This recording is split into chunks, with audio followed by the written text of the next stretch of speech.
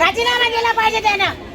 इतकी त्यांनी मारहाण केली, इतकी विद्यार्थ्यांची छळ केले की त्यांना अरे एक अक्षरशः तर मुलगी ती गेली आणि तिच्या मायबापांनी काय करायचं? यांचं कोणाचं काय केलं? सरकार काय झोपलाय का? काय सरकार? काय सरकार आहे हा? काय न्याय आहे का हा? विद्यार्थ्याला न्याय मिळत नाही.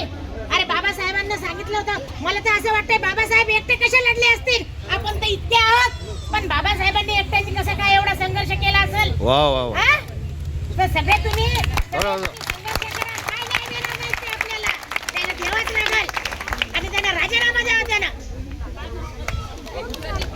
वा. निर्वाणा मोरे आहे आणि हे जे आता नीट पेपर फुटी झाली आहे ते ना खूप वाईट झालं. 21 मुलांनी आत्महत्या केली आणि अगर मी कुठेही असती मी हे प्रोटेस्ट केलंच असतं. आणि जे जंतर मंतरवर दिल्लीत ते लाठीचार्ज केला पोलिसांनी ते चांगलं नव्हतं. बस त्या स्टुडंट्सनी स्वतःच्या राईटसाठी स्वतःच्या हक्कासाठी लढलं तर यांनी स्वतःची पावर दाखवली. हे खूप चुकीचं आहे. आणि निर्वाणा मोरे थँक्यू. ये थी बुल्ढाना की ग्रेटा थनबर्ग.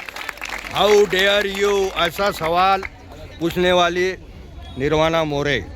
जय भीम. मी मागील 2 वर्षापासून लातूरला होते माझ्या मुलीसोबत.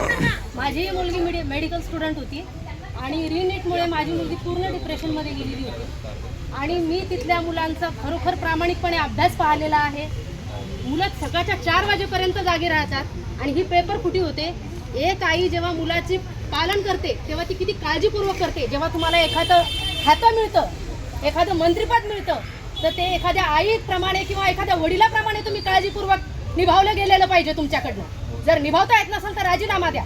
आमच्या मुलांचं नुकसान झालेलं आहे. आज माझ्या मुलीने जर काही केलं तर हे सरकार जबाबदार राहील. आम्ही ते सोचलंय आणि मी बघितलेलं आहे. खूप वाईट परिणाम होतात मुलांच्या मनावर.